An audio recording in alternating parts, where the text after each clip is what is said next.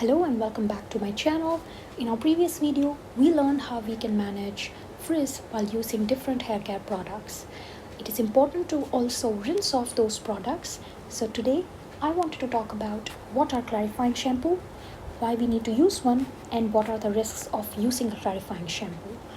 So nowadays, this symbol, which means sulfate-free, has become essential in hair care.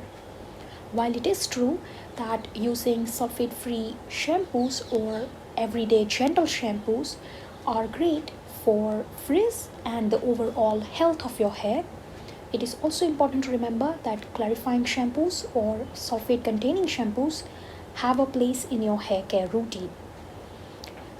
You need to be careful while using clarifying or sulfate-containing shampoos because they do have the tendency to damage your hair and cause frizz and other problems.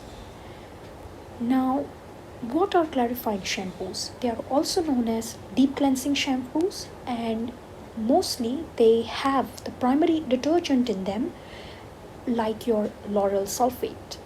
Lauryl sulfate and the other amongst its class are effective cleansers, and they have the ability to rinse sebum, different styling products like your mousse, hairsprays, leave-on conditioners, gels, hair oils, etc. off your scalp and your hair. So everyday shampoos or sulfate-free shampoos, when compared to these deep clarifying shampoos or deep cleansing shampoos, are less able to remove these polymer films that form on your scalp and on your hair, which is why we want to use a clarifying shampoo, or we want to incorporate these shampoos in our hair care routine. Now, let's start at why we use a shampoo. So, the objective of shampooing is to cleanse our hair. Just like we use a face wash to cleanse our face, we use shampoos to cleanse our hair, right? Beautifying your hair is the job of conditioners and other hair care products. Shampoos are generally made to cleanse your hair. Now, why do we need to use a clarifying shampoo? Like we said earlier, that clarifying shampoo have lauryl sulfate and other in its class. These detergents are amazing at removing residues and buildup from pollutants, hard water deposits, and chlorine, from styling products that contain silicones, polyquats, heavy butters, and oils, which is why we need to use one. Now, how do you know that you need a clarifying shampoo in your hair care?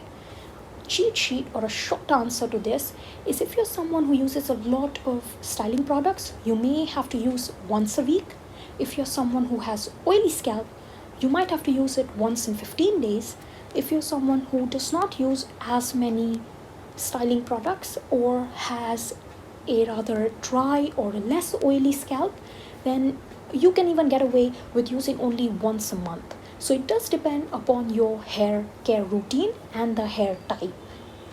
Some signs that can guide you into thinking that, okay, I might be needing a clarifying shampoo are if your hair feels sticky, if they are limp and weighted down, if the roots are flat or oily, if the scalp has a lot of buildup and is flaky, if you sweat a lot and you haven't washed your hair after your workouts, and if you live in an area with hard water, these are some signs that can tell you that you might need to use a clarifying shampoo. Now, is it necessary to use one? Yes, like we discussed before. Why? Okay. Some caution for people who have high porosity hair. If you don't know what that is, watch my previous videos regarding frizz and I explained there what is high porosity hair. People with frizzy hair or damaged hair, people who have colored their hair, bleached their hair, these people need to be careful while using a clarifying or a deep cleansing shampoo that contains these harsher detergents. Also, people who have skin disorders like eczema, psoriasis, or seborrheic dermatitis, talk to your physician before starting a new product. Now, how do we know if the shampoo is clarifying or not? So sometimes these companies are going to put these buzzwords right in the front of the label where they say it is a clarifying or a deep cleansing shampoo, then that is one way to tell. But I would much rather want you to look at the ingredients list and find names such as your sodium lauryl sulfate, ammonium lauryl sulfate, ammonium laureth sulfate, alpha olefin sulfonoate, sodium stearate.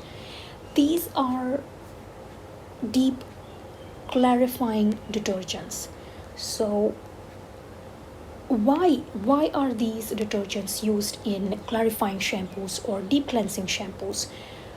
Because they work really good with hard and soft water, besides being these amazing effective cleansers that can rinse off the polymers of everything that is sitting in your hair, right?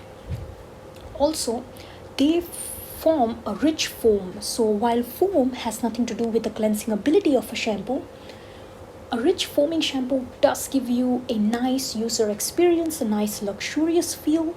So these ingredients, the ones that I've mentioned here, these 5 and others amongst its class, but these are more commonly used, they form a rich foam. Also, they are easily rinsed off, so you don't run the risk of them sitting in your scalp and irritating your scalp. Once you rinse them off, they are pretty easy to rinse off, right? Next, they are excellent cleansers, but you need to remember that they are harsh on your hair, right? So you want to use a conditioning agent after them, right? A nice conditioner that is going to replenish all that you have stripped off your hair. Also, you need to remember that you are not using this every day and you're not using this frequently, okay? Depending upon your hair and depending upon your hair care routines, you want to make the choice of using this whether once a week, once in 15 days, once a month, etc. Again, sulfate is not something that is bad, okay? We need to understand that. We need to know that these sulfate containing shampoos do have a place in our hair care routine. We just need to remember how to use them correctly, okay? So they depend, these sulfate containing shampoos and their ability to strip the hair and make them damaged and frizzy depends on the dosage, depends on the combination of the ingredients, depends on the hair type. It also depends on the formulation of product, how frequently you're using, what kind of hair you have, what kind of scalp you have, how do you respond to them. All of these factors play a role in your hair becoming frizzy or your hair becoming damaged. So choose wisely, use correctly, and don't be afraid of sulfates. Just pick them correctly. I hope my video on clarifying shampoos and sulfate containing shampoos is going to help you with that. And if you have any comments or suggestions, leave them down in the comments below. I will see you next time. Thank you.